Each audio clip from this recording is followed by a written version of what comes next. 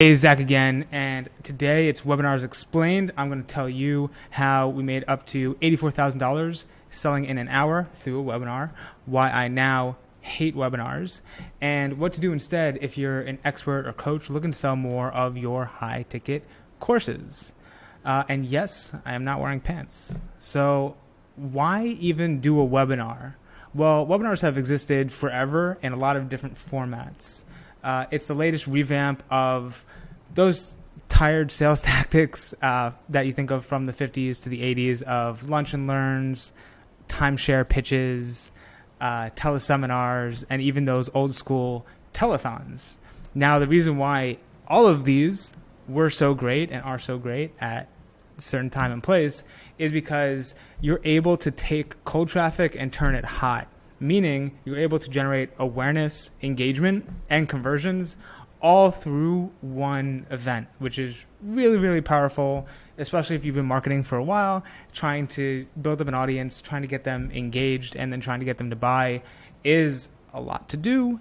And a webinar promises to do it all in one swing, which is really awesome. It's also flexible. You're able to send your webinar leads to a call or a funnel at the end, so you don't have to create a whole new conversion method at the end of it, which is really great. It allows you to sell one-to-many, so you don't have to take 50 phone calls for 50 hours. You're able to talk to 50 people at once over 1 hour and sell them all in one fell swoop. And it's all on video, so you don't have to read. It's not really labor intensive or hard for your audience to consume it because video is awesome. Now here's the problem. There's 5 reasons I've seen why webinars just don't work today. And I put a lot of time and effort getting really good at webinars for my clients. So it really started over around 2009, 2010, on the edge of the big webinar movement for coaches. So probably most popular is Russell Brunson's perfect webinar formula, where you have your 3 secrets, you go into your value, the problem, everything like that, and then you transition, make that turn to go into your offer stack and make your call to action to get those sales. Now, that became so popular, everyone was doing it at the time, and it worked really well because it was pretty new. And so I remember in our business, we were selling a lot of courses and continuing to do product launches, trying to get more and more and more sales to our customers. And it was frankly a lot of work because each month we would need to create a new course, create a new sales page, create a whole new marketing campaign, create a whole new launch, and then fulfill and deliver on this course and work with our students and all of that stuff. And this was mainly in the Jason Capital education business, teaching people how to be successful, giving them what we called high-income skills of copy, closing, speaking.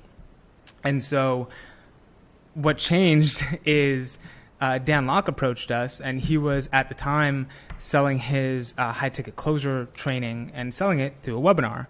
We packed up that webinar and just made 6 figures from sending traffic to this thing, which was crazy. It made a huge amount of money for everyone involved, and that's when we were like, okay, we need to hop on this bandwagon and create a webinar, figure this out, get it going. And the further we went into it, the more we learned of not only are people doing live webinars, keeping them interactive, keeping them very friendly and great, but there's these evergreen webinars crushing it on cold traffic by people like Kevin David in particular, someone who we modeled a lot, where they were able to create a whole webinar experience completely without a presentator or people live in the chat. It was this amazing machine pumping out $1 million a month, selling through webinars. So we were doing about 3 to 4 webinars a week, testing this, figuring it out, optimizing everything from how we commented in the chat during the webinar, to the hooks, to the slides and the presentation points itself, to the emails, to the ads we used on Google and Facebook to fill up the webinar, everything for several months. And it's why I kind of turned to hate webinars, because the more I learned about webinars, the more I realized 5 key mistakes. So here's the problem. First, your best customers are going to be typically the busiest people. So if you have 1 or 2 hours in the middle of your week to watch a random presentation that kind of jumps out at you, typically you're not going to have much going on, right? Business owners, busy people that have things going on that tend to be making more money, that tend to be more valuable as customers for you, aren't going to want to sit through a 1 to 2 hour presentation. Like, no one has the time. And we actually solved for this. I'll talk about that a little bit later. But that's a symptom of the bigger issue, because you can argue, and I've argued this, that, hey, if something's valuable enough, people will make the time for it. If you hook them in enough, they will watch 1, 2 hours. I mean, people are binge watching 3 to 4 hours on average of Cobra Kai on Netflix, like, every night. And it's, especially at season 5, there's not much value there. So people will make time if it's important to them, yet people are just burnt out on webinars themselves. It's this pattern that all marketing falls prey to, that at first it's a really novel way of delivering value, and people really believe that you're just giving your best tips and everything out there. And the truth is that, yeah, you should be, yet a lot of people focus a lot more on the transactions than the relationships, especially when it comes to webinars, when they're really looking to acquire clients. And people get wise to that pretty quick, especially when everything is modeled and looks the same as each other. So you're going in and it's the same 3 secrets, and they're like, all right, cool, this guy is going to sell me something. I get this. I've heard this before. I'm not super interested. So those are the 2 biggest problems. The other 3 problems are actually more technical, but before we go into them, I want to shout out the sponsor for today's video, and it is Choco Bar Cortez Coffee. I don't know if this is backwards in the video. It looks backwards on my camera, but if you like energy but don't want to spend money on cocaine every single day, I highly recommend coffee. And Choco Bar's coffee is unique because they can mix it with chocolate everything. They have chocolate ketchup, chocolate sandwiches, chocolate grilled cheese, chocolate everything. I think that's enough of a sales point in itself. So get some stuff. Come to Puerto Rico, San Juan, go to Choco Bar, tell them I sent you. They probably won't know who I am or really care because they're not an actual sponsor, but that's cool. Now that your pattern's interrupted, let's keep going. So the 3 other mistakes that I see is on the traffic side. So there's been a lot of updates, privacy updates with the new iOS 14 and everything coming after that as well, that really hurts tracking. And a lot of the strength in a webinar is that since it is such a long presentation, you're able to get in-depth tracking, follow up with people, speak to them on a more personalized level based on if they registered but didn't show. If they registered, showed, but dropped off an hour into the presentation, you could know that. You can know if they saw your offer. You can know if they clicked onto your order form. There was a lot of tracking that you were able to do, and you can do that to an extent. However, not as well with the new privacy updates. Also, I would say media buying is different today. And I'll talk about how this can actually be used to your advantage if you know how to do it with a webinar. Yet, a lot of the time, people will go to Google, YouTube, Facebook, TikTok even, and send traffic to a landing page to get people registered, collect their email, and go to the webinar.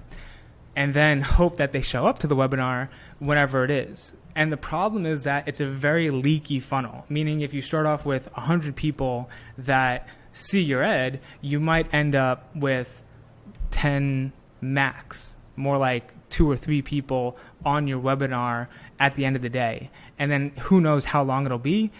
Who knows how many people will stay to the end to see your pitch and everything like that. So it's a leaky funnel, and it's not good. So you end up wasting a lot of money with ads, and that's combined with the tracking issues. It just makes it even less efficient on a campaign and a media buying level.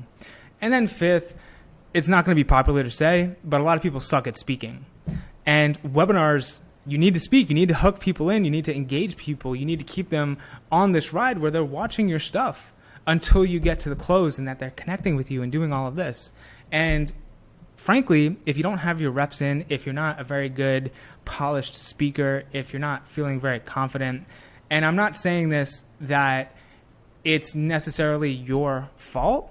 A lot of the time, especially if you're modeling other people's webinars that work, it's the story of you're following a script, you're being very robotic, you're not able to authentically, genuinely speak and connect with people as you would instinctively, and people could sense that, and that's why you're losing conversions as well.